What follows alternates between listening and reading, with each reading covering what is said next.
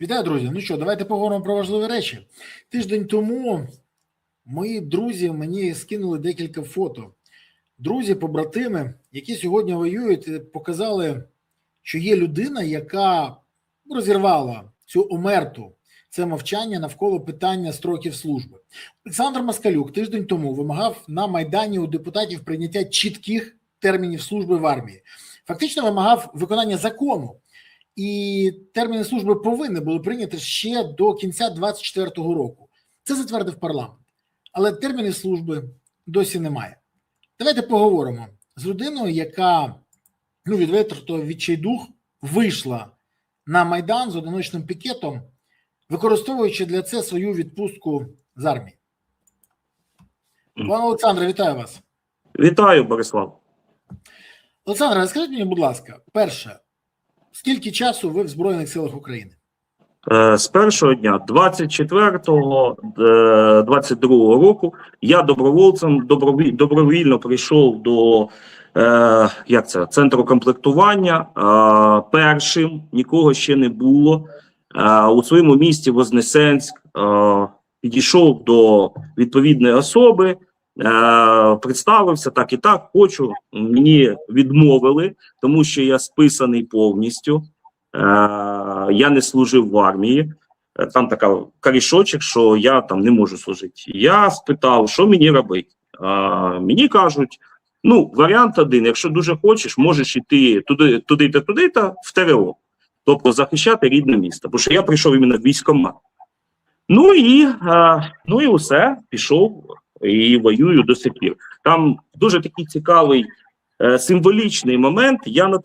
Я одразу вийшов в прямий ефір, у мене була група невеличка магазину, я займався бізнесом, у мене була група магазину, і я вийшов в ефір на російській мові, звернувся до свого міста зі словами: «На нашу родину напал враг, вас никого здесь нет, пожалуйста, прийдіть і виконайте свої обов'язки». Це дуже символічно. Повага за це, повага. Ви знаходитесь в армії вже 5-й рік. За ці роки ви побували на багатьох позиціях. Позивний «Маск». Звідки такий позивний? Цей позивний дали мені в зведеному штурмовому загоні, тому що в мене фамілія Москалюк, і Маск для зрозумілості, для короткості, воно більш підходило. Тому що до цього мене всі за те, що я писав, вів сторінки, займався не благочинністю, а волонтерською допомогою війську. Називали то блогер, то журналіст, то ще якось, а тут уже чітко Маск.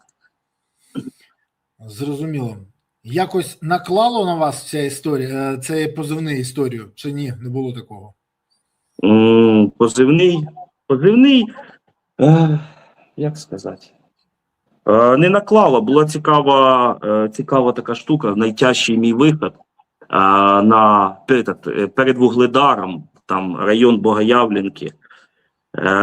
Ми виїхали з хлопцями, я ж піхотинець, зайшли в посадку, нам прошивають рації, і питають, а я ж старшої групи: «Маск, на яку позицію ти підеш?» І там називають щось там образно, там перша позиція, я її не пам'ятаю, першу назву якась така, вона рандомна, там Рукола чи щось таке, а друга позиція Ілон. І ви розумієте, я людина трошки вірю в символізм, як це було видно по кайданах. І я такий, мабуть, мені треба йти на позицію Ілон. Що саме цікаве, я дійсно вижив, у мене невелике поранення в скроню, тобто доставали уламки, все, але іншим хлопцям не пощастило. Загинув мій побратим, товариш, друг. 56 років йому було, і він зі мною першим пішов і доволі мужньо витягував хлопців, тягав їм БК, забезпечував водою. Взагалі було дуже важко з ним. Для розуміння, ми кожної десь три ночі підряд відкатувались. У нас була можливість з ним відкатитись 600 метрів від позиції назад уздовж посадки. Ну і там був підірваний окоп, такий він важким FPV, був розібраний, там уламки зброї, лежало мертве тіло нашого військового, і була така напівобсипана лисяча нора. І Міша залазив в цю нору, ми скидували з себе каску, броніки, один автомат брали з собою в цю нору, тому що двоє не влазило, викладували все отак от хаотично, наче там все було, ну, наче воно стихійно розбито від ураження ворогом, і підтягували це мертве тіло до цієї нори і закривали вхід цим хлопцям, і щоб можна було поспати. Страшна історія війни. Але Да. давайте повернемось до тої історії, яка відбулася на минулі вихідні. Ви приїхали у відпустку і використали відпустку для того, щоб привернути увагу до питання термінів служби. Я добре розумію, наскільки сьогодні питання термінів служби є важливим для всіх військових, але, на жаль, не для тих, від кого це залежить. Депутати не підіймають це питання, для них це геть другорядна історія, і для президента, до речі, теж другорядна, бо він пообіцяв, нічого не зробив для реалізації. Якщо б було інакше, ми б бачили інші дії. Але бачу, що більше не вдається замовчувати. Ви вийшли. Ваше фото мені надіслало декілька моїх побратимів, тож по мережі воно розійшлося, коли ви сидите на Майдані. Перше, що примусило вийти? Друге, чи була підтримка, чи навпаки обструкція з боку людей, які там були? І третє, яка була реакція взагалі? Чи є реакція влади, чи є реакція журналістів? Давайте по черзі. Що змотивувало вас вийти на Майдан? Перше, це втома. Я не можу сказати, що я зараз в поганих умовах проходження служби. Вони у мене значно покращились відносно від перших там 3,5 років морської піхоти. Я зараз водій-санітар, займаюсь такою благородною справою, тим паче, що мені зайшов дуже фільм, я на початку війни хотів цим займатися, зайшов фільм «Зміркувань справедливості» про військового, який не брав до рук зброю, але зробив чудові речі. Я не віруюча людина, просто взагалі сприймаю війну, сприймаю все, що зараз відбувається, як злочин проти живої природи. Філософське бачення. І що змусило? Втома і те, що я не бачу максимального свого залучення і використання свого потенціалу на благо країни. Я би міг зробити більше, я завжди про це казав. У мене є голова, я маю креативне мислення, але взагалі військо, я ж кажу, мною там образна як книжка, а мною питаються забити гвозді. Тут, де зараз я проходжу службу, трошки краще. Тобто, хоч така якась вона благородна місія, вивозити хлопців, надавати медичну допомогу. Хоч я й не лікар, а водій-санітар, але все ж таки. А от я взагалі про демобілізацію. У мене не йде мова про те, що я перестану допомагати країні, що я не буду боронити її. Я просто хочу завершити цю історію зі Збройними силами України. Я дуже сильно придивляюся до Яни Зінкевич, до госпітальєрів. Тобто я бачу, як вона все це організовує, і що я, наприклад, у неї навіть на посаді водія був би більш корисним. І мені б дали 100% навантаження, залучення і спитали би ще, а що ти ще вмієш? А я б відповів, що я, хоч за токарний станок, хоч в журналістику, хоч військовим кореспондентом, хоч куди, хоч там умовно штурмові дії. Ну, штурмові дії вже в мене немає здоров'я, артрит, коліна, ну воно дало мені служба. Легені трошки довбають, хоча я не обмежено придатний і нічого поганого, скажімо, протиправних дій, щоб отримати обмежену придатність, не робив і ніяким лікарям не платив. Пане Олександре, будь ласка, запитанечка. Я, скільки розумію, скажімо так, це втома, і в першу чергу психологічна. Вигорання. Вигорання. Я про це чую постійно, і мені один мій побратим казав, що коли йому пропонували списатися, він теж отримав поранення, а він тоді відмовився.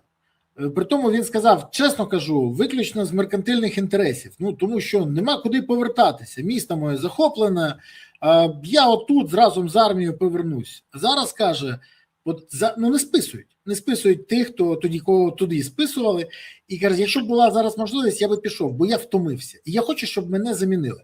Я в коментарях, коли писав, я виклав про вас допис, і там мені в коментарях написали, а хто повинен замінити Олександра? І я пишу, ви, лейтенант Баканов, величезна кількість людей, які Саша Трухін, чомусь Єрмак, там є величезна кількість людей, які можуть приєднатися до Збройних сил України. Скажіть мені, будь ласка, вам ставили запитання, хто вас повинен замінити? Тому що це улюблене запитання тих, хто вважає, що якщо людину мобілізували, хай вона вже до кінця буде в армії, а всіх інших не потрібно. Мені постійно в коментарях це ставлять запитання, а я просто відповім. Той, хто буває у мене вдома. Той, хто в місті, тому, кому я тисну руку. Але чомусь люди сприймають це буквально і хочуть від мене почути провокаційну фразу, що у нас країна ухилянтів, і людям начхати на військо, начхати на Україну і на оборону. Я скажу так. Я от приїжджаю до міста, хоч воно спустіло, у нас були бойові дії, у нас не також багато роботи, низькі заробітні плати і багато хто виїхав. Але я спілкуюсь з нормальними людьми, з нормальними хлопцями, чоловіками. Вони мені допомагають, а я їх не кличу.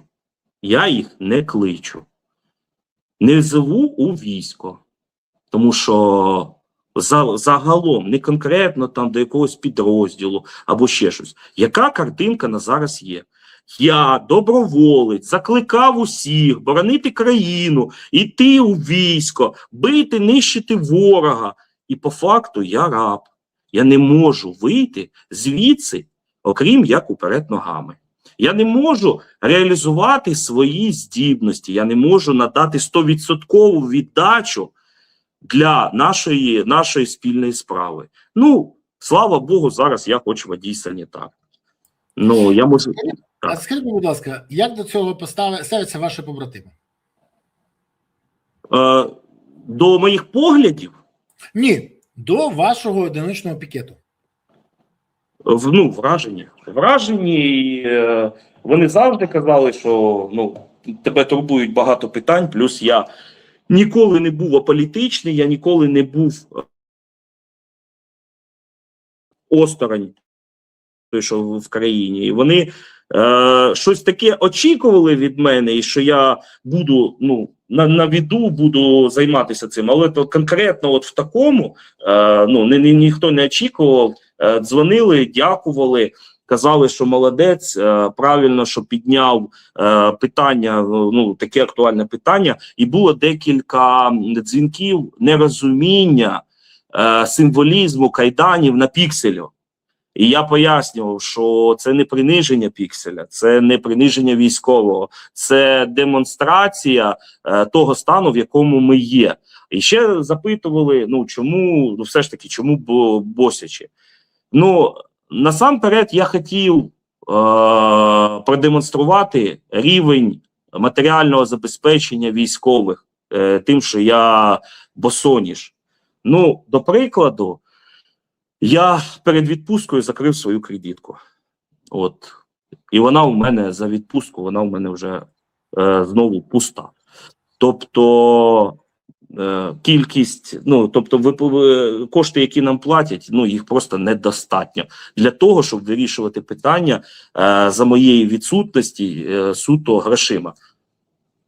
Почекайте, міністр оборони Федоров разом з Міністерством оборони обіцяли 1 червня презентувати нарешті реформу ЗСУ, де будуть всі зарплати від 300 тисяч до 460 тисяч. Проблема тільки в тому, що не презентували, ну так от.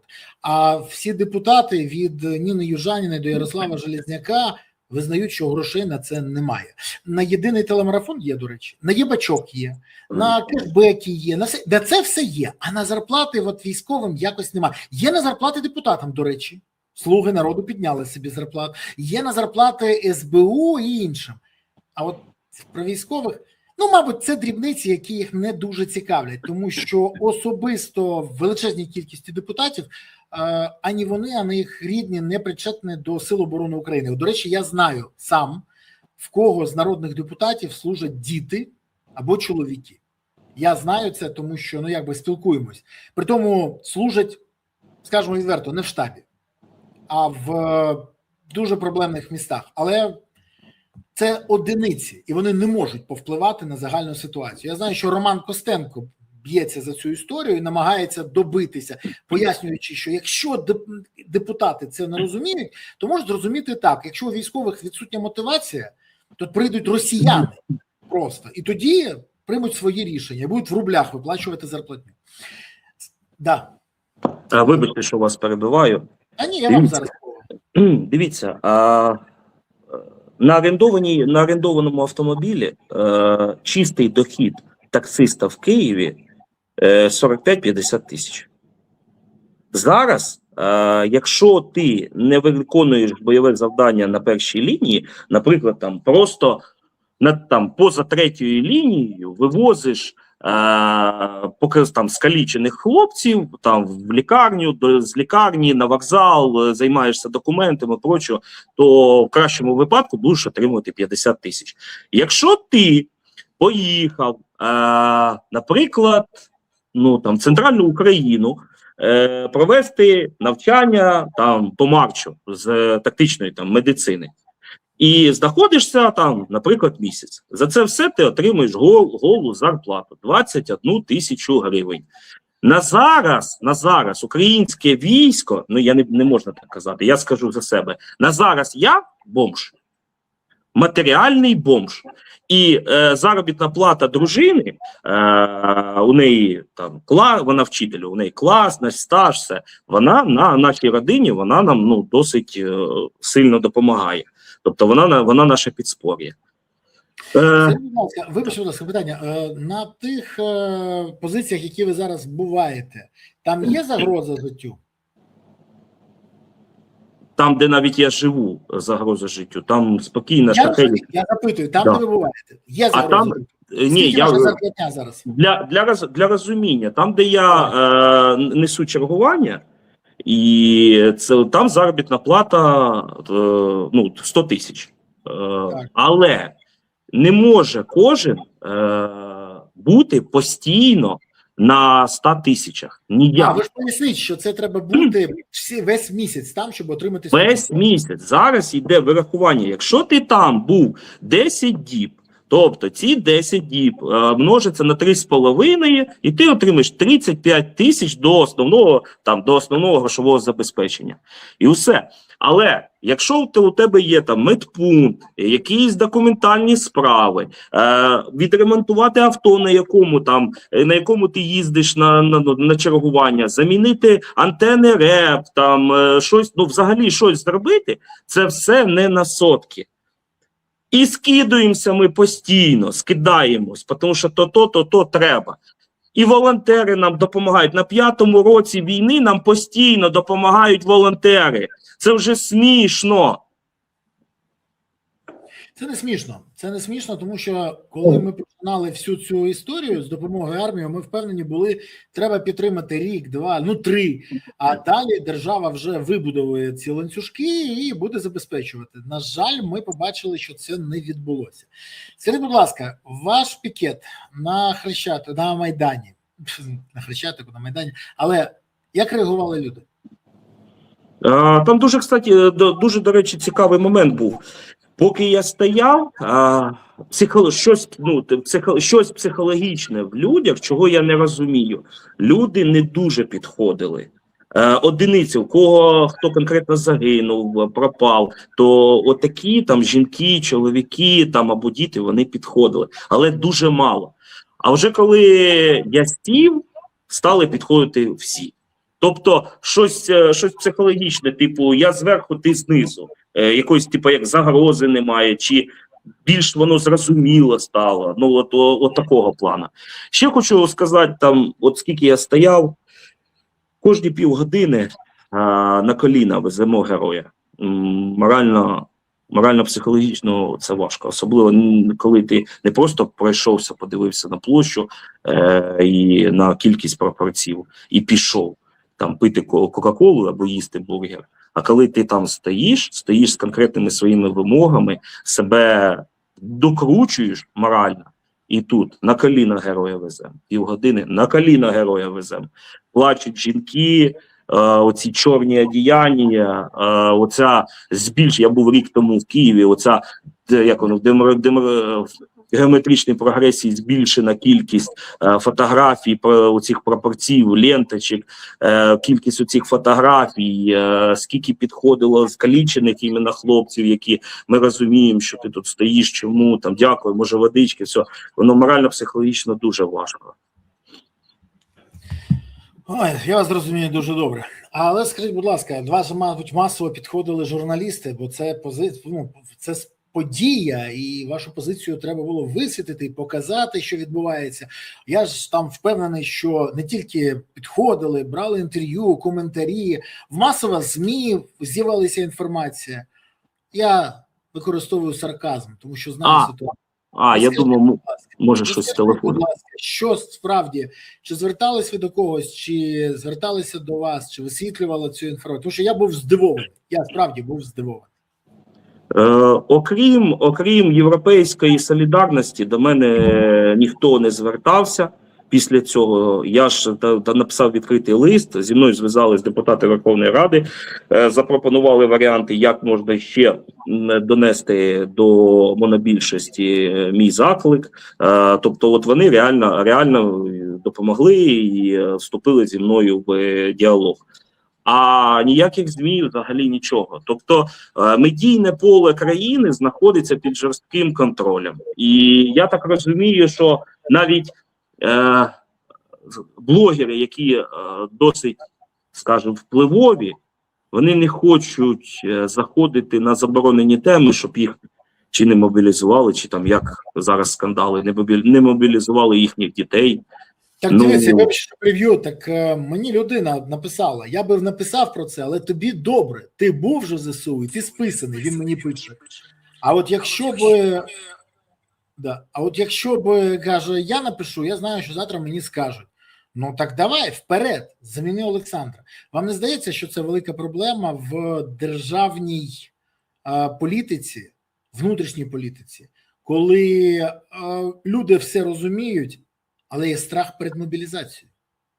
А це взагалі дуже зручний інструмент для влади. Якщо ти відкриваєш рота, тобі знайдуть посадку і пояснять, як треба себе вести. Це в кращому випадку. А якщо ти сильно зайдеш, це моя особиста думка, суб'єктивне бачення, основане на тому, що нас оточує.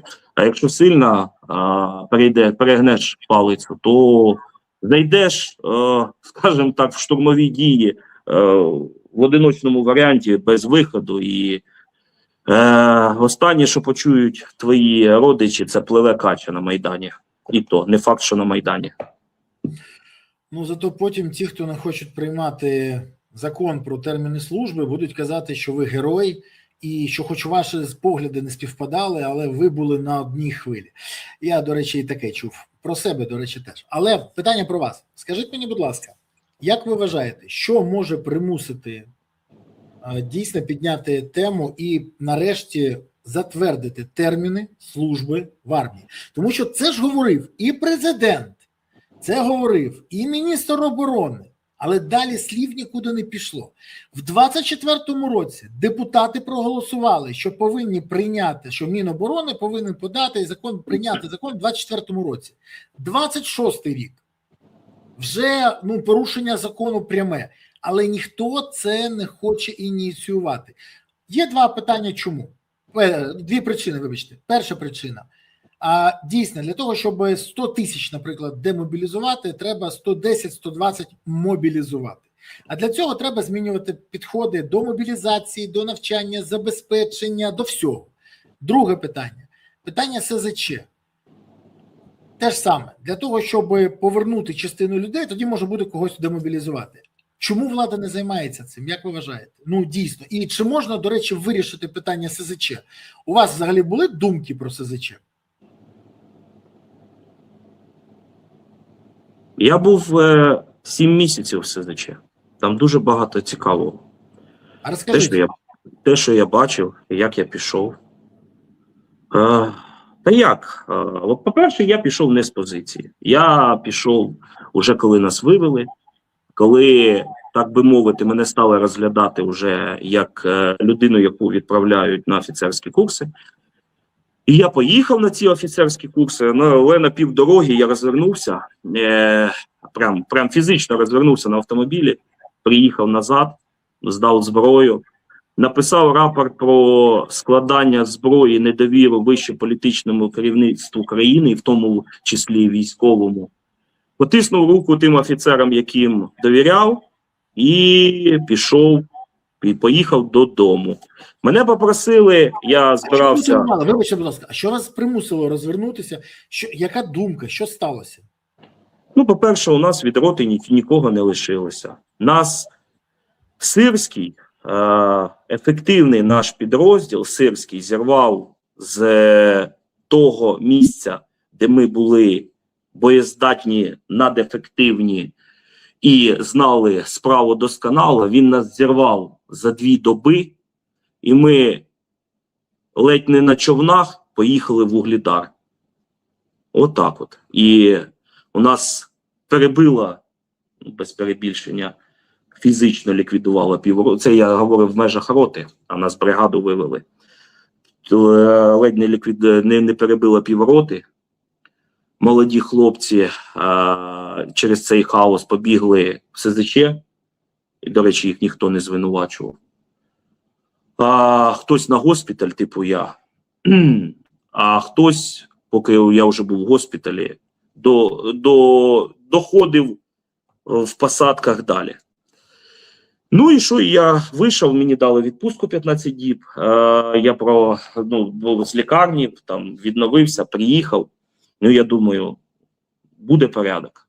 Там почали давати нам поповнення всі там 50+, старі діди, так собі підготовка, ніяких ребів, ніякого забезпечення, нічого. Ми там, типу, стрілецькі смертники. І я дивлюсь на це, мені кажуть, будеш офіцером. А я, іначе і да, все ж таки людина є амбіційна, а потім в таких умовах брати на себе чиюсь кров не захотів. І склав зброю. Мене попросили нічого публічно не висвітлювати. Чому, як, навіщо, в якої агонії ми були, скільки у нас там полягло хлопців. Хоча б 4 дні, щоб завершити переїзд залишків роти з ППД, з місця відновлення на ППД. Отак от. Це вже все було в Миколаївській області.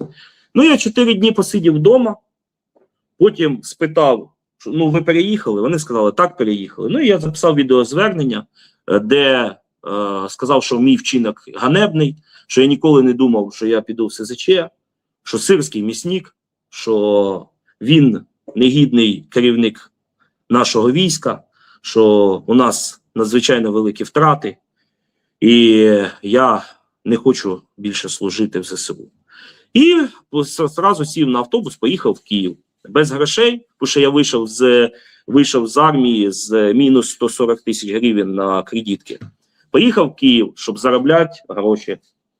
Приїжджаю в Київ, ну, які варіанти? Ну, взять машину в оренду, таксувати, ну, без законного статусу, що робити? Ну, і давай ходить по там нескольким таким условно таксопаркам. Так і так, військовий, терепири. Ой, извините, терепири, у нас там, типу, там ошибочка, там місць нема. Та ні, у нас там вакансія вже закрита. Потім посидів, подумав, що ж таке, навірно, я щось не так кажу. Ну і йду далі. Приходжу, говорю там, вибачте, отак і так сидів в підвалі, батьки кормили, гроші кончились, прийшлось вилізти, треба все одно щось заробляти. О, клас, на тобі машину, їзди, катайся. Ось такі красавці. Таке ставлення? Да, да. Ну, тобто, якщо я не військовий, і, соответственно, у мене котілок не тече, і я десь там не розіб'ю машину, не підірву їм гранату, то мені можна транспорт дати. Складна ситуація. Да. А знаєте, де я Новий рік провів? Ну. Це ж я перед Новим роком пішов у СЗЧ. Ну і десь рік? вже... Який рік? Це наступав 25-й. Так. Да. 24-му ви були в СЗЧ, так. Кінець 24-го я пішов там за 10 діб до Нового року. І, виходить, вже я таксував, жив в хостелі, особо ж грошей немає. Ну і Новий рік, я думаю, що жирні клієнти, треба всіх дорозвести. І, виходить, а в хостелі чітке правило – приходити до 12 години, бо тебе інакше не пускають. Ну, Новий рік, всі ж розуміють, все одно ж там хтось буде дзвонити, з кимось спілкуватися, ну буде все нормально. Ну, я завіз жінку з 2 дітками до чоловіка, він, до речі, теж військовий, зустріли їх, там все, зраділи, що я їх завіз. Ну, і їду назад, 15 хвилин на першу, під'їжджаю, ставлю машину, десь 20 хвилин, підходжу до дверей, стукаю в хостел, мене ніхто не пускає. 20 хвилин першого, Новий рік. Мене ніхто не пускає. Я стучав і пішов на заправку. Ну і все, сидів на заправці просто. У мене там був термос, пив чай. А зранку, о 6 ранку прийшов, мене коменда зустріла. А я не люблю, я не сильно себе ототожнюю як військового, все ж таки я себе ототожнюю більше як менеджера, як підприємця. Військовий я через ситуацію. Ну і я ніколи не кажу там, що я там воював, я там герой. Ну тут мене сильно, так скажемо, порвало. І я підходжу, і до неї кажу, вибачте, будь ласка, я за це воював, за те, щоб Новий рік провести на заправці, в машині. Вам так принципово було мене не пустити, щоб я відпочив, а я ж не можу продовжити їздити, бо що я по 12 годин за рулем таксі їздив. Я говорю, це було принципово. Вона сидить, я говорю, а мені похер. А я говорю, знаєш, тобі сьогодні найбільше пощастило. Тому що я спокійний, я адекватний, я розумію стан людини, яка недотична, яка капашиться в своїх справах, і вона там, як то кажуть, і пофіг, яка тряпка буде висіти на Майдані. Це не мої слова, я прапор. Але якби був на моєму місці хтось із моїх знайомих, побратимів, які які реально в важкому психологічному стані, то тебе просто двічі би стукнули головою об стол. Ну, це в кращому випадку, тому що, давайте відверто, ПТСР, він є, нікуди не дівається і має наслідки. І, на жаль, величезна кількість ждунів, які не розуміють, що відбувається, чи не розуміють, що в них попереду. Пане Олександре, скажіть мені, будь ласка, для розуміння, як ви вважаєте, я не вірю відверто, що поки ця історія не стане масовою, поки про неї не поговорять в ЗМІ, поки ЗМІ не привернуть увагу, я для того і хочу привернути, що депутати прокинуться і почнуть дійсно займатися термінами служби і всім іншим. Але як ви думаєте, наскільки ваш приклад буде прикладом для наслідування? Чи будуть попереду ще подібні пікети від інших? Як вважаєте? Чи Я просто думаю, багато хто, вибачте, тому що мені одна людина, ну, ми нормальні з ним стосунки, і він мені написав і каже: ти бач, от почалось. Але, говорить, каже, для мене, скоріш за все, проще піти в СЗЧ. Я йому кажу, чому? Говорить, тому що я, говорить, в нашу владу не вірю. Я говорю, почекай, тут треба вірити, не вірити, тут треба дотискати. Ти розумієш це? А він знову мені пише, не вірю. я вам скажу так. Якщо я там через 2 місяці отримую відпустку, тому що я чув, що можна взяти відпустку за УБД, але ж не завжди є ким замінити, і ці додаткових 10 діб можуть не дати. Якщо я піду у відпустку, прийду на Майдан і звернуся до наших жінок з закликом про мирний протест з кавою і картонкою з вимогою, можливо, саме жінки, українські жінки, вони прийдуть. Чоловіки на зараз ні. Дуже багато хто поза законом, дуже багато тих, хто у війську, хто зайнятий, хто виїхав. Зараз одна надія – це наші жінки. Як там легенда була, ви можете вийти з осажденого міста і винести на своїх плечах найдорожче. І жінки винесли своїх чоловіків, чим вразили окупантів. Так, відома історія, історична аналогія, яка може спрацювати. Скажіть, будь ласка, ви ж бачите не тільки свій підрозділ. Наскільки взагалі питання кількості особового складу сьогодні стоїть руба? Тому що я постійно чую, що у нас все супер, все нормально, там мобілізація йде за планом. Я чую про те, що ми от перелом на війні, ми вже майже спалили Москву. А потім мені телефонують комбріги або комбати, а потім мені телефонують звичайні солдати, піхотинці. І вони кажуть мені: Береза, нам прислали 10 людей, 11 людей, 14 людей, жоден з яких не може на батальйон, 14 людей на батальйон, жоден з яких не може виконувати БР-ку через те, що вони непридатні. І ми не знаємо, нахрена вони нам їх шлють. Ми розуміємо, що для себе вони виконують якусь галочку, але хто повинен виконувати накази? Чи може це просто я спілкуюся з такими, а у вас там майже 80% заповнені? Можна я скажу Можна. те, чого ніколи не було, і неправду? Ні, направду не треба. Ну, я все ж таки скажу.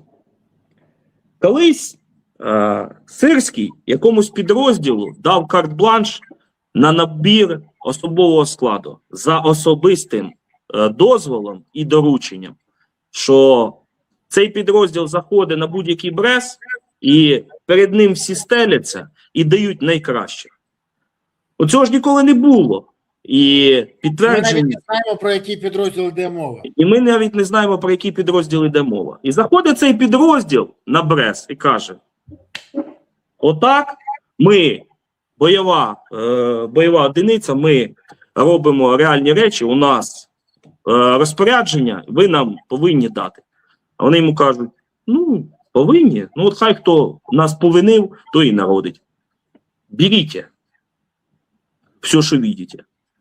Ну і що? Цей підрозділ ходить по цьому брезу, нікого не знаходить, чи когось там просто витягують, 10 разів контуженого, побитого, покоцаного, якого потрібно лікувати, і допомога психіатрів. І каже: ну, а де ж якесь поповнення, все, де їх брати? Ну, чекайте, в 23 години приїдуть. Може, надамо вам право першочерговості відбору. Ну, чекає цей підрозділ бійців. Приїжджає там військова машина, набігають покупателі, і оттуда ніхто не може, як це правильно, десантуватись, ну це громко, вистрибнути з цієї машини, з закритого борта, щоб не упасти. Фізично не здатні. І ознак, не можна так, можна, ознак інтелекту з тих, хто там вигрузився, на обличчі немає ні у кого. Мені до цього казав один командир сил безпілотних систем. Він каже, пілот повинен хоч би трохи бути розумніше за обізяну. А мені присилають таких, які ще до обізяни не дотягнули. Це жарт, який, на жаль, пропитаний болем. І це проблема, це величезна проблема. Але він каже, я коли приїхав до Києва, я по центру йду, і я бачу, батальйони йдуть на зустріч. Батальйони просто прокачаних хлопців, такі, які нормально, 25-35, які нам потрібні. А їх чомусь ТЦК не помічає. Геть не помічає. От, для цього потрібні важкі рішення, для цього потрібно об'єднання усіх політичних сил України, щоб між ними не було внутрішньої боротьби за електорат. І для цього потрібно такі рішення типу чесної лотереї, відкритого списку чоловіків мобілізаційного віку. І щоб ніхто не розказував, що ворог щось там дізнається, щось скачає там, і це зашкодить нашій безпеці. У нас дія вся злита, всі знають давно, що дія взагалі злита ворогу, і там всі персоналізовані дані про кожного. І навіть перед війною розстрільні списки патріотів були. Потрібно чесно. Це я визнаю. Да, потрібно чесно, щоб людина бачила. Іде здоровий, крепкий хлопець. А де він, що він? Він служив, не служив. Чого? Одного пакують, а другого ні. Запит на справедливість. Повністю вирішити і зробити рай на землі неможливо, але намагатись потрібно. І хоч щось робити. Для цього потрібні рішення і розум. А ще для цього потрібно визнати, що ти не спеціаліст з усіх питань. Я, наприклад, якщо спілкуюсь з кимось, я намагаюсь виділити сильні сторони людини і такими людьми себе оточити, більш сильними навіть, ніж я, більш розумово розвиненими. І тоді я дотягуюсь до їхнього загального рівня. Не потрібно бути вундеркіндом, треба просто бути Стівом Джобсом, який може сформувати ефективну команду. І визнати, що я не можу спаяти той Макінтош, а Вознік може. І Вознік буде зі мною і буде працювати. Мої овації вам. У вас філософія людини розумної. Скажіть, будь ласка, в армії сьогодні говорять про політику? Наприклад, чи обговорюють в армії, хто той Вова, для якого будують дім в династії? Чи обговорюють скандали з Індічем, чи все інше? Чи є така омерта, коли мовчать і ні, про це не говорять? Я вам скажу так. Знаєте, як говорять? Привіт, Саня. Привіт. Що ти? Нічого. А ти що? А я більше не піду. Чого? Тому що я дебіл. Це не мої слова. Але я розумію людину. Я говорю, поясни. Я прийшов з першого дня. Я у війську деградую. Я зневірений. Нічого не хочу. І мені не вистачає на життя. У мене немає свободи, дитина виросла. Це вчора буквально була розмова типова з моїм товаришем Артемом. У нього дитина народилась на початку війни. Він її взагалі не бачить. Він говорить, я просто не можу. Мені треба було з перших днів прикинутися покрученим і виїхати з країни. Виїхати. Тому що ці не кращі за тих, хто на нас нападає. Вори, козли і мародери. Більше я нічого не можу сказати. Оце відповідь хлопця. І таких розмов багато і постійно. Як ви вважаєте, за рахунок чого можна повернути хлопців з СЗЧ? Вважається, що якщо повернути 30% або 20, або 30% СЗЧ, то питання дефіциту в багатьох місцях просто буде вирішено миттєво. Це дійсно, це від 60 до 100 тисяч людей.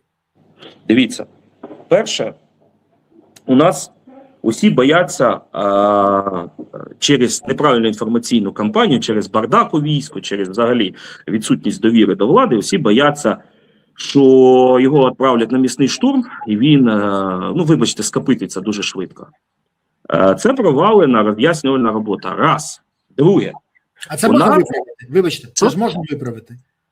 Можна, звісно. Друге, головне питання, чого я і інше суспільство не заздрить піхотинцю і штурмовику? Чому ми йому не заздримо? Чому він не король життя? Чому він не може собі дозволити у відпустку відпочити так, як він хоче? Чому він на зараз не еліта, яка йде по вулиці і на нього дивляться і хочуть прожити його життя і пройти його шлях? Чому він зараз дурень, якого не поважають і не хочуть ніколи так жити і пройти його шлях? Оце головне питання. Ви знаєте, ви зараз описали те, яке ставлення в Ізраїлі до своїх військових. Бо коли йде людина з шевроном Голані або шевроном Дувдуван, то люди кажуть: вау, оце, є таке висловлення на івриті ахлі гевер. Оце чолов'яга, оце мужик, це справжній. І я б дуже хотів, щоб у нас теж таке було. Більше того, я колись запитав одного високопосадовця в Ізраїлі, скільки років ви вибудовували таке ставлення до військових? А вони сказали, що він мені сказав, що вони з самого початку нав'язали головну думку, що Ізраїль існує, поки існує армія. Це запорука. І кожна людина має право і честь захистити свою країну і своїх громадян. Це право і честь. Не тільки почесний обов'язок, а ще право і честь. А у нас хамут. А у нас хамут і тягар. Тоді запитання останнє, яке я хочу поставити сьогодні. Скажіть, будь ласка, якщо б ви писали граничні терміни служби, це б могло змотивувати людей? От я знаю точно, я 2-3 роки воюю, далі я йду, відпочиваю, відновлююсь, поновлюю своє життя, відбудовую якісь свої внутрішні процеси. А інші приходять, мене заміняють, потім, коли там 3 роки вони, я знову повертаюсь. Але ця ротація 3 роки, 2 роки. Але це розуміння, як будувати своє життя. Це б могло допомогти вирішенню проблем? Чи ні, треба щось інше? Дивіться, я плюс-мінус зрозумів, що ви сказали. Я трошечки інакше перефразую. Будь ласка. Дивіться, я живий, я служу в нормальному підрозділі. Я придатний. Мене ніхто не кидає в піхоту, де я був. Мене ніхто не обнуляє. Поки що. Не знаю, що буде після відпустки, але сподіваюся, що все буде добре. Я знаходжусь в нормальному місці, умовно в нормальному місці. Чому я не можу використати право прямого рекрутингу? Чому у нас цього немає? Чому я не можу попросити свого товариша, який тут там, у місті Вознесенську, замінити мене на якийсь час, на півроку, на рік, щоб він конкретно на мою посаду зайшов і дав можливість мені відпочити? Чому ми зараз шукаємо діловода? Тому що у нас дуже багато медичних документів, просто це... Поясніть глядачу, що діловодства – це не та людина, яка взагалі приймає участь у бойових діях. Саме так.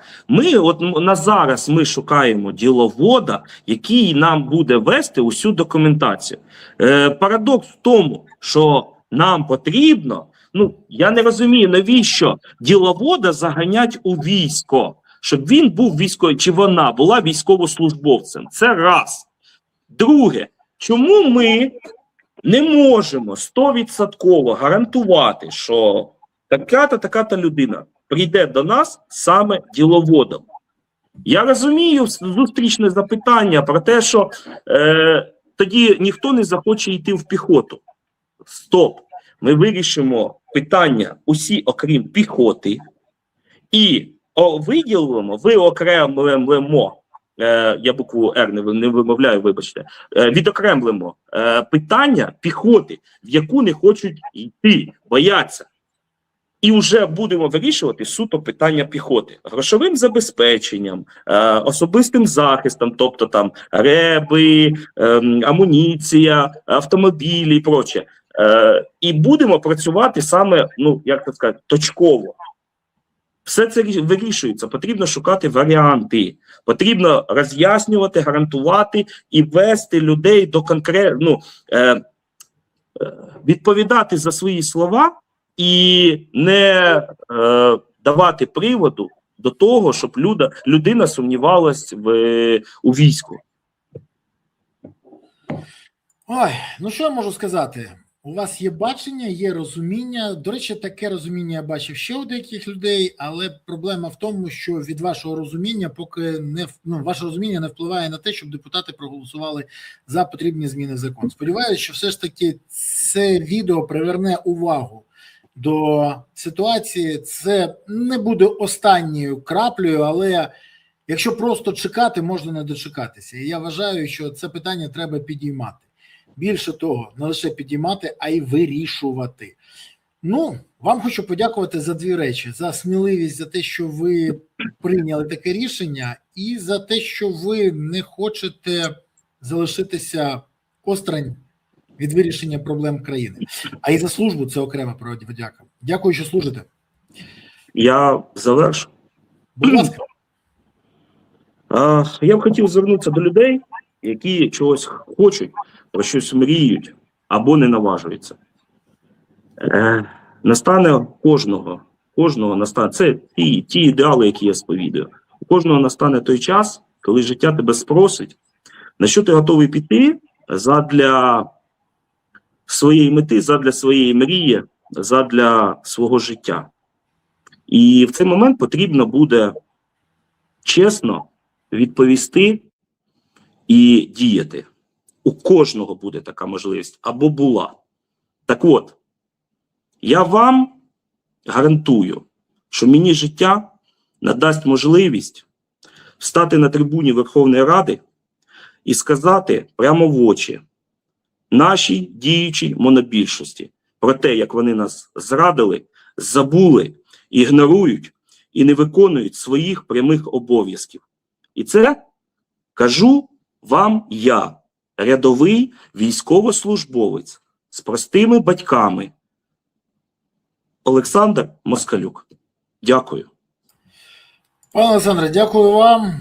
Тримайтесь, все буде Україна. Дякую. До побачення.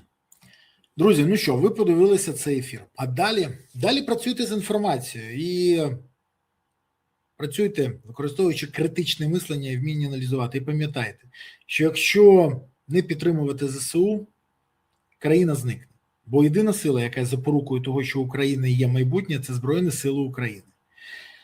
Є ЗСУ, є майбутнє. Не буде ЗСУ, не буде країни. Тому гуртуємось навколо потреб і інтересів ЗСУ. Донатимо на ЗСУ, приєднуємось до ЗСУ, допомагаємо ЗСУ. От тоді справді все буде Україна, а у України буде гідне майбутнє. Ну і хочу звернутися до представників ЗМІ.